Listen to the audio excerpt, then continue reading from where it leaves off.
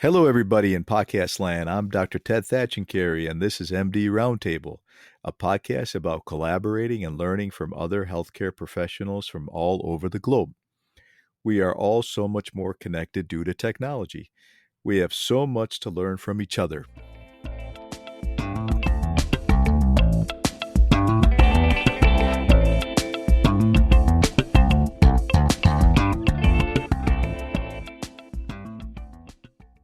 Thanks for joining us today at MD Roundtable. This is a very special episode as we are featuring Guillaume Marescaux, who is Vice President of IRCAD Africa, and Dr. Michelle Smith, who is the acting CEO of IRCAD Africa, based in Kigali City, Rwanda. Welcome to MD Roundtable, guys. Thank you, Ted. Thank you, Ted. Hi. Great. Thanks for joining, guys. Really appreciate your time. I know it's a bit of a challenge just because we're in different time zones here. But first off, let's start off with your journeys, Guillaume and Michelle. Where are you both from originally? Ladies first, Michelle. Please go. Okay. Well, actually, I was born in California, but I was raised on the East Coast in Maryland, outside of Washington, D.C. My dad's a PhD, and he actually was doing his postdoc at UCLA, and that's when I was born. And then he went back to work for NIH and USDA as a research head of lab at PhD. So that's where I'm from. Great. And yourself, Guillaume? I'm from France. Actually, I'm based in Strasbourg, east part of France, near border of Germany, and I did all my entire life here and my studies over there. My family's from there, so that's where I'm from. Fantastic. Michelle, what made you interested in becoming a surgeon? Well, like I mentioned, my father was a PhD, and he always told me, I want you to become a doctor, but I want you to become the type of doctor who makes money, not the one who has to write grants all the time. So Sure. he very much influenced me to become a doctor, but it was my mother. I always say my dad influenced me to become an MD, but my mother taught me to sew when I was young. And I say it was my mother who made me become a surgeon, not because just she taught me to sew, but she did. I did fine needlework kind of things, but also she was very adamant that women should do anything that men could do. And so that pushed me into, now it's about equal, I think, in the United States for women and men in surgery. But when I was training, it was a little bit less frequent for women. So I think those two influences made me become a surgeon. Wonderful. For our listeners, not a lot of people know what IRCAD is. Would you mind, Guillaume, explaining to audience what IRCAD is and how it was formed? Yes, sure. So IRCAD is, in French, Institut de Recherche contre le cancer de l'appareil digestif. It's Institute of Research Against Digestive Cancer. And it was created in Strasbourg in 1994 by my father, Professor Jacques Marescaux. The aim of IRCAD at the time was to build one place where you can have surgeons, researchers, and companies working all together for the best and the new technologies in surgery. It was a time, beginning of the 90s where my father was with a lot of French people, surgeon pioneers in laparoscopic surgery, and they wanted to develop and to teach that. So IRCAD became now, after 30 years, the biggest center in the world for teaching and education and research in minimally invasive surgery. In Strasbourg, we have more than 8,000 surgeons from 121 countries last year who came to study in Strasbourg. And after a few years, in 2007, IRCAD spread worldwide with mirror branches, opened one in 2007 in Taiwan, then in Brazil, in Barretos, Sao Paulo State, then one in Rio de Janeiro, then one in Lebanon. After that, we had IRCAD in Africa, and India opened last year. And in the next year, we will have one in China and one opening soon in Charlotte in September. Charlotte, USA. That's amazing, Guillaume. Yeah. I actually happened to find out that my current employer, believe it or not, is Atrium Advocate Aurora Healthcare, and they're building, like you said, an IRCAD in Charlotte, North Carolina. So I just found that to be kind of fascinating. Exactly. I thought it was one of the connecting points we had together. Right.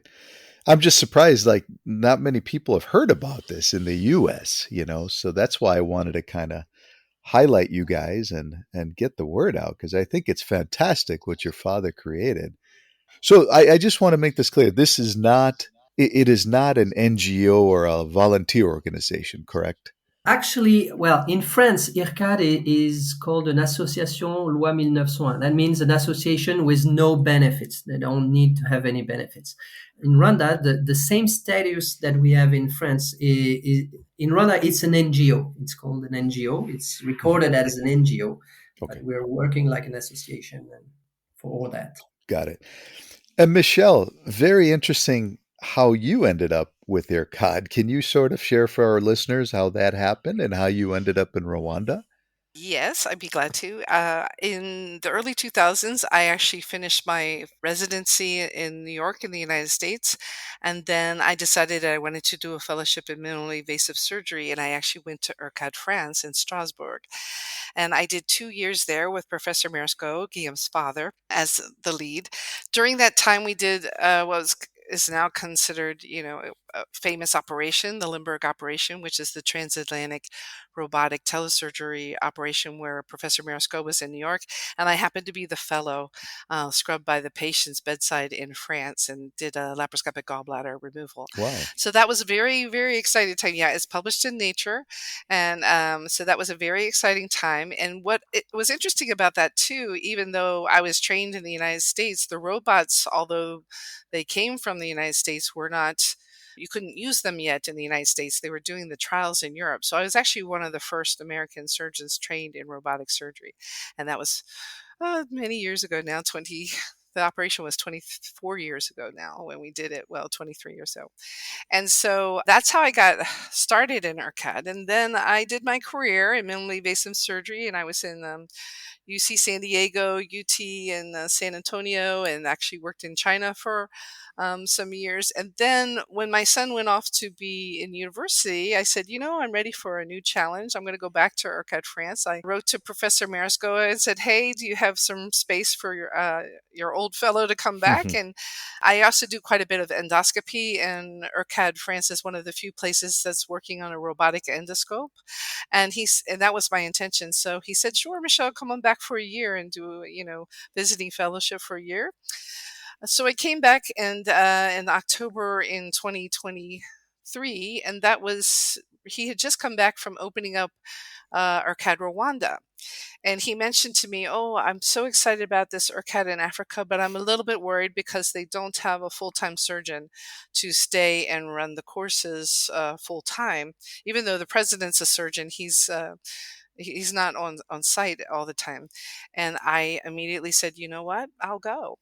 And he said, Hmm. "Are you kidding?" He said, "This is. Are you sure about that? This seems like an answer from heaven," is what he said. And I said, "No, I'm sure about that." And about 3 months later, sight unseen, I came to first be the medical director here at IRCAD Africa, and then subsequently was made the acting CEO about 6 months later. So it's been quite the journey. It's a Yeah. beautiful place. It's beautiful. The Rwanda is beautiful. The facilities, I say I've worked all over the world, and it's the most beautiful facility I've worked in before. So it's been a wonderful journey. This episode is brought to you by Primal Steak. Primal Steak offers pasture raised beef and bison without any antibiotics, hormones, or chemicals. If you're a home chef or just enjoy grilling, this is a great company to order your steak boxes from. Check them out at primal-steak.com. Once again, primal-steak.com. They'll directly deliver the box straight to your home. That's a very intriguing journey you have, Michelle. And this is very unique, right, for the continent of Africa, because this is sort of a center of excellence. Would you agree for training surgeons? It's amazing. In fact, that's one of the biggest comments we have when the people come. And most of our trainees are coming from Africa. We have trained over 700 healthcare professionals in a little over a year since we've been open, and about 350 surgeons since we've been open. And when they come, they literally are just in awe, and they said, "I never dreamed a place like this could exist here in Africa," Hmm. because our courses are taught by the same professors as are teaching in France or in the other IRCADs across the world. And so the quality is very high. We have live streaming of live surgeries being done in Italy. In our course one day, we had a live surgery from Italy, a professor talk from Brazil, another talk from Argentina, and another from Strasbourg, France. It is truly an international top grade training center. And in fact, some of our students, I couldn't believe it, came from Lithuania. And when I asked them why, I said, "You're closer to Strasbourg." Hmm. And they said, "Well, you're a little bit cheaper than Strasbourg, but also sometimes there's a waiting list in Strasbourg for the courses. And since we're new, we generally don't have waiting lists." So it's been really an amazing center to come to. We have a fully outfitted 16 bed simulation operating room, and we even have the surgical intuitive two of their robots. Wow, amazing. Kudos to you guys, Michelle and Guillaume. So let's say you're a surgeon in Ghana or you're based in the Congo. How does one qualify for training at IRCAD Rwanda? And what are the costs involved? So, Guillaume, did you want to answer that or? Yeah, as you want. Yeah. Well, how to apply? You just need to go on the internet and to apply on the internet. Actually, you need to be a surgeon. You need to be able. And what we really want, and we have good partnership with the company and the industrial, with Medtronic, Karl Storz Endoscope also are helping us a lot Hmm. to find a good surgeon to apply for it, because we really want to have surgeon who can go back to their home country and home hospitals and to be able to practice the new techniques that we teach them. It's really very important for us, because if you don't have the material in your home hospital, it's really impossible to to practice what you've learned. So the cost for the courses, Michelle, you will correct me, but it's around 1,500 dollars for a week of course, and the courses are really based like we do have in France. The thing is, it's exactly the same level of teaching as Michel was saying. So in the morning, the students are in the amphitheater. They're having lectures, and they also have live operation from all over the world, because we have a huge connection of international experts, Hmm. more than 800 experts working worldwide. So I know, for example, if you want to teach some stomach cancer, we have the best surgeon in South Korea who can do it, and he makes live operation, and he's connected in the amphitheater, and you can ask him questions during the operation. So, and in the afternoon, the students, they go to the lab. So the lab where they will practice, some of them on pelvic trainer, and after that on cadaver or animal models, and they will practice it with the golden standard of material given by our partners, and that's really something everybody's appreciating a lot. Yeah, yeah. It sounds like you have a really good industry support, right, as well with the medical device industry. Exactly, and it's completely needed, because it's impossible. Karl Storz Endoscope invested in Kigali. They gave us around $7 million material, Wow. so it's impossible for IRCAD Africa to buy this material, and it's impossible to renew the material. And so Karl Storz is really one of the most historical partner of IRCAD. In Strasbourg, every 2 years they remove all the material they have, and they bring the new generation of material to test it on students and to make them practice on the Mhm. latest material. So without those partnership, it would not be possible to have an IRCAD in Africa, but also in Strasbourg. Fantastic, Guillaume. How does your COD use simulation training for your trainees? For example, like, are you guys utilizing virtual reality, etc.? So it's interesting that, of course, The theme of IRCAD is excellence and innovation. And so we are using simulation and the fact that we have the surgical robot, we have the trainers, pelvic trainers. And here in IRCAD Africa, we're partnering with a local Rwandan team of virtual reality developers. So they've been coming to our lab and developing virtual reality programs to help teach just the setup of laparoscopy and the initial steps of doing the laparoscopy.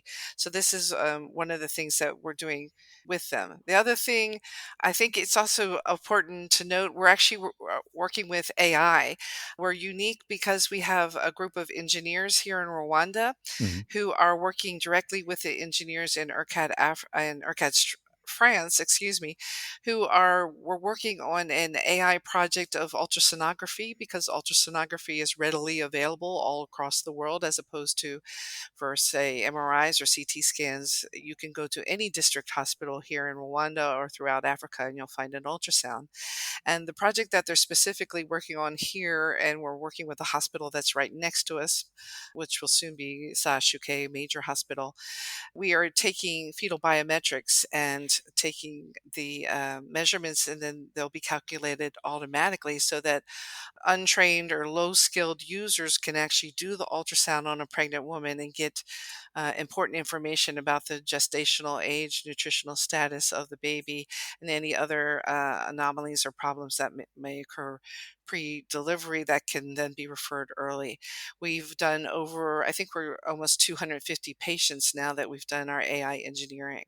So we really are at the top of the technology and innovation. And this is all thanks to Guillaume, who's on our board, but also to his father and his futuristic view of what can be possible throughout the world. The other thing that we're venturing into, I think it's important to note, people think of Africa as latency, but I say you have to start seeing what's happening in Africa. The first telesurgery was done in Angola last October. And so we're actually starting to rev up to give Hmm. even robotic courses, which even I didn't imagine when I first came here a year ago. But I think that's in our future over the next year that we'll actually start giving robotic courses because it is varied across Africa what is being done as far as minimally invasive surgery. In North Africa and in South Africa, you'll have robotics. And then in sub-Saharan Africa, where we're located, the penetration of laparoscopy is not very high. So we're aiming to change that, and we're excited to be here. Yeah. Amazing, Michelle. How supportive has the government of Rwanda been with IRCAD? I assume it's a mutual relationship, right? It's completely, IRCAD never had the idea to spread over the world. My father created it in Strasbourg and it grew. And when he had some contacts in 2007 with Taiwan, President Wang, he had really a good contact. The guy, he's a professor, a surgeon, and he has now 10 hospitals in Taiwan. And he wanted to teach his surgeon to the new technologies, and he did that, and it completely changed the way they were working in his hospital. So he's very happy.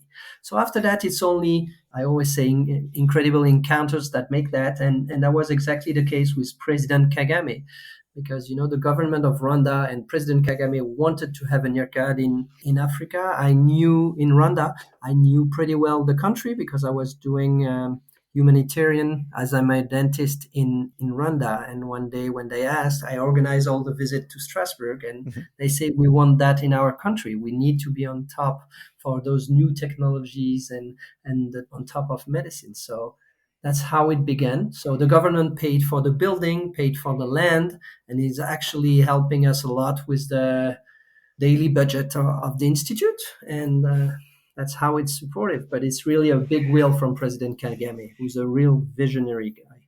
Yeah, he's a big time visionary president. He's totally changed, turned around Rwanda completely, I would say. So Yeah. that's great that you have his support. I always say one anecdote, but the first time we met him with my father, I will always remember one sentence that he said, and I said it in the inauguration ceremony because my father asked him, President, that's good to want an IRCAD, but maybe you should invest this money in hospitals or material because, Mhm. maybe IRCAD is something for tomorrow for your country. Yeah.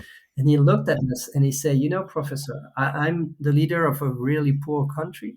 And for me, tomorrow is already yesterday. I need to see very far away to be Mhm. aware and to know what will be good for my country. It's maybe not good for now, but it will be something necessary in a few years. So we need to make it now. Yeah, yeah, he's such a great leader, and I respect him so much as a president. I just wish more leaders in Africa were more like him. Yeah.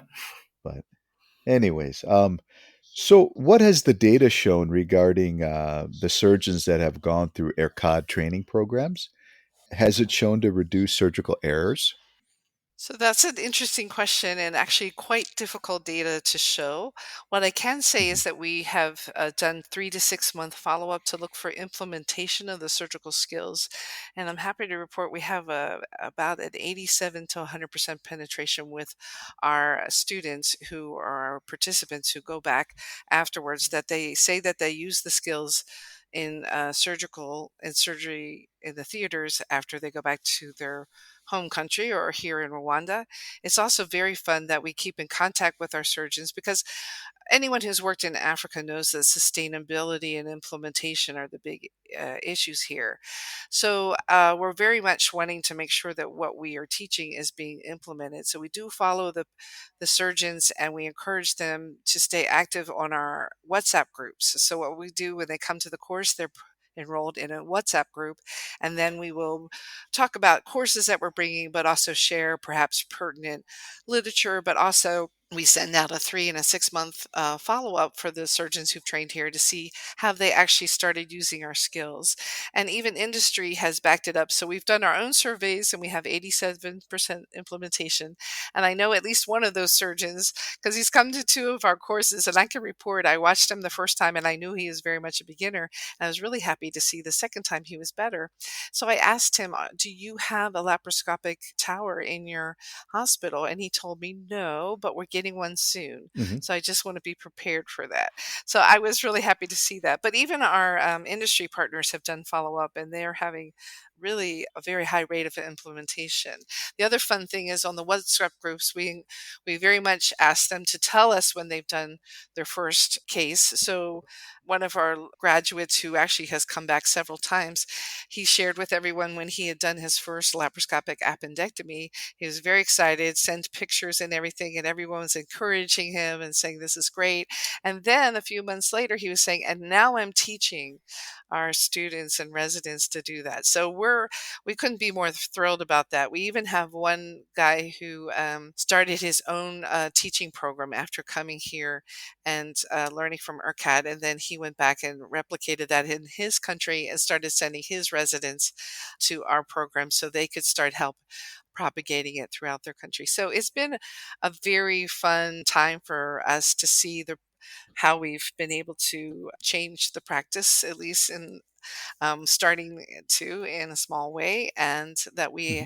have also seen it grow and people teaching. And so that's great. And I also want to mention that we make sure that they also give us follow up of the patients, that they're not just saying, okay, we did this.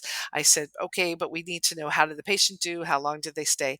So we're asking all the surgeons to keep records of all the patients and cases they have done. So it's been a very great thing to see. But this week we had a surgeon, a gynecologist from Ghana, and I asked him, what's the penetration of MIS in your country? And he told me about 5%. So we're on our way, but we have a ways to go. Yeah, yeah, that's great, Michelle. And you guys just don't do training for surgeons. You also offer training for other fields, right? Such as nursing and anesthesiology. Is that correct? Yes, that's actually probably one of the things I'm most proud of in the last year. I've implemented nurses courses because I realized you can train surgeons, but if the nurses don't know how to help in the OR, That's right. then you're not really going to advance this. The other thing I found out from talking to the local surgeons here is because this is a statistic I didn't know. I knew they needed more formal, higher level skill level training. What I didn't understand here in sub Saharan Africa, the Lancet Commission on Surgery, which is now 2015, so a decade old, recommends that you have 20. surgeons per 100,000 population. In the United States, you'll have between 20 and 60 surgeons for 100,000 population. Here in sub-Saharan Africa, we have zero point 0.5 surgeons per 100,000 population. So it's not just the need to skill train, it's the need to just train and have more healthcare providers. So when I talked to the local surgeons and I found out that they don't have enough surgeons to assist them, so the nurses are first assisting in the operating room. We then started an operating room nurses first assistant course so that they actually can come and work in our lab on the pelvic trainers and the live tissue to learn how to actually, we teach them how to suture and hold the scope and first assist and even do small parts of the operation. Not that we're expecting they're becoming surgeons, but that they can help the surgeons in the OR. And what I like to say is, if not help them, at least have some compassion for the surgeon as they're learning and holding that laparoscope correctly and things like this. So it's been a great thing. Our first courses have gone extremely well. So I just came down from the lab before this interview and we just had arrived. Pentax has sent us 10 complete sets of endoscopes and towers, and we'll have our first GI course in 2 weeks from now. The GI doctor who is helping us, that local, he works both in France and here in Rwanda, and he was telling me this week, he diagnosed 8 cancers in patients 40 years old. Wow. And In Rwanda. in Rwanda, this is gastric, and he diagnosed 4 gastric cancers in the past week. And these are happening in younger patients than we see in high income countries. And he told me he had 4 gastric cancers, and I think he said he had diagnosed also 4 colon cancers in the last week. And we were comparing how I also do endoscopy, and that I've seen 1 gastric cancer in the United Sure. States in a long time. So of course I'm not doing endoscopy every day. I'm a surgeon, but it's really very necessary. So I believe this is going to become a big part of our training. We have an anesthesia course coming up in September, and we also give trauma courses, and we've been giving the trauma course Stop the Bleed in addition to Teams course, which is the ATLS version for medical students. So we've been giving courses for nursing students as well as medical students, as well as we train the local nurses are the ones who are handing instruments in the OR here in IRCAD Africa. So we see ourselves as also having trained the local nursing staff in laparoscopy and equipment. So we're really an overall surgical training center and offering it to multiple specialties. That's amazing. Yeah. Of course, urology, gynecology, urology, gynecology, general surgery, colorectal hernia, those are our base. But we also have a skull-based course, neurosurgery course, extremely well attended last year, and we'll have again this year. And then we have a spine course, orthopedics. So we're pretty much covering the whole gamut. Yeah. Kind of a one-stop shop there, huh? That's awesome. Yeah. What have been some of the biggest barriers IRCAD had to face so far, just getting into Rwanda and the African continent? Well, I can begin with that. One of the barrier we had first, was to understand the needs, because the needs are huge, and actually the surgeries are not exactly the same. They don't practice the same. They don't have the same pathology depending on the geographic location. And we also had another issue, which was to find some local experts. We cannot come as a Western surgeon and say, that's how we do, that's how you need to change, that's how you need to work. We need to adapt always to the continent and to the place we are. So we really had good contacts with African surgeons, which were not at the beginning part of the IRCAD international directors or experts, but some of them are really great person and great experts, and they really like to share like IRCAD spirit. We have one surgeon coming from Nigeria, Dr. Cocker. He's an incredible guy, spending a lot of times coming to Rwanda just to teach and to be there with the students. And now he's very happy because I just learned that people from Taiwan really enjoy what he did, the lectures he did. So he's invited and he's going to Taiwan. So that's really the concept of IRCAD being a real huge worldwide family of surgeons. Great. What further work is currently underway regarding IRCAD, and what are some of the needs that you guys have, if you might say? So for IRCAD in Africa? Yeah. Yes. Yeah. Yes. I can So address that. well, We've started a program. Sorry, Guillaume. We started a program of sponsorship to help train surgeons because even though for what we're giving it's a reasonable price, this is a difficult price for the surgeons to afford to come for the training. And so we actually have started a train 1,000 surgeons in 1,000 days, where people can actually donate on our website, IRCAD.Africa.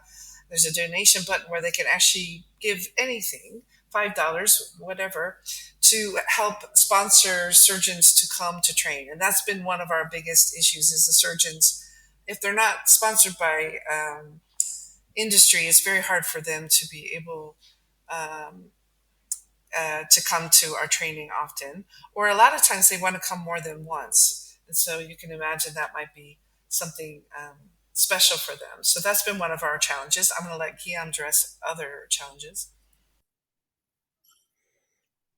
Well, that's yeah.